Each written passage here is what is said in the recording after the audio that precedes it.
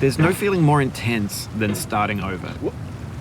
If you deleted your homework the day before it was due, as I have, or if you left your wallet at home and you have to go back after spending an hour in the commute. If you won some money at the casino and you put all your winnings on red but it came up black. If you got your best shirt dry cleaned before a wedding and then immediately dropped food on it. If you won an argument with a friend and then later discovered that they just returned to their original view. Starting over is harder than starting up. If you're not ready for that, like if you've already had a bad day, then what you're about to go through might be too much. Feel free to go away and come back. I'll be here. Alright, thanks for coming with me on this trip. I'll understand if you have to take a break at any point. Just find a safe place to stop and quit the game. And don't worry, I'll save your progress, always, even your mistakes. This game is a homage to a free game that came out in 2002 titled Sexy Hiking. The author of that game was Jazuo, a mysterious Czech designer who was known at the time as the father of B games.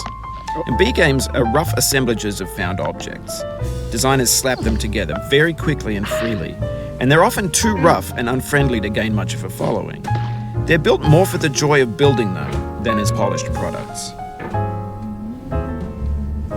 In a certain way, Sexy Hiking is the perfect embodiment of a B game. It's built almost entirely out of found and recycled parts, and it's one of the most unusual and unfriendly games of its time. In it, your task is simply to drag yourself up a mountain with a hammer. And that act of climbing, in the digital world or in real life, has certain essential properties that give the game its flavor. No amount of forward progress is guaranteed. Some cliffs are too sheer or too slippery. And the player is constantly, unremittingly in danger of falling and losing everything. Anyway, when you start Sexy Hiking, you're standing next to this dead tree that blocks the way to the entire rest of the game. It might take you an hour to get over that tree, and a lot of people never got past it. You prod and you poke at it, exploring the limits of your reach and your strength, trying to find a way up and over. And there's a sense of truth in that lack of compromise. Most obstacles in video game worlds are fake. You can be completely confident in your ability to get through them once you have the correct method or the correct equipment or just by spending enough time. In that sense, every pixelated obstacle in Sexy Hiking is real. The obstacles in Sexy Hiking are unyielding, and that makes the game uniquely frustrating. But I'm not sure Jazuo intended to make a frustrating game. The frustration is just essential to the act of climbing, and it's authentic to the process of building a game about climbing. A funny thing happened to me as I was building this mountain. I'd have an idea for a new obstacle, and I'd build it, test it, and it would usually turn out to be unreasonably hard. But I couldn't bring myself to make it easier. It already felt like my inability to get past a new obstacle was my fault as a player rather than as a builder. Imaginary mountains build themselves from our efforts to climb them, and it's our repeated attempts to reach the summit that turns those mountains into something real. When you're building a video game world, you're building with ideas, and that can be like working with quickset cement. You mold your ideas into a certain shape that can be played with, and in the process of playing with them, they begin to harden and set until they're immutable, like rock. And at that point, you can't change the world.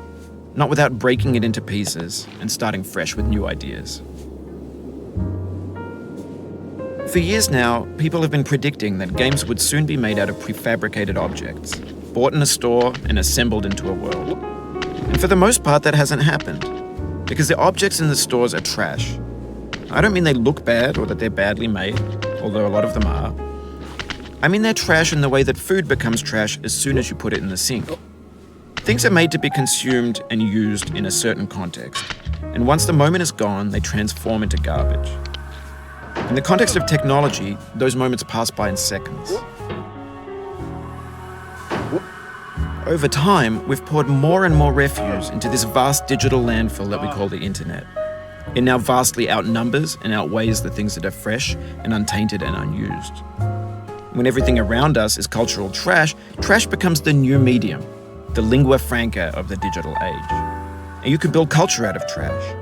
But only trash culture. B games, B movies, B music, B philosophy. Maybe this is what digital culture is. A monstrous mountain of trash, the ash heap of creativity's fountain. A landfill with everything we ever thought of in it. Grand, infinite, and unsorted. There's 3D models of breakfast, Gen X's fanfic novels, scan magazines, green screen Shia LaBeouf, banned stuff scenes on Live Leak,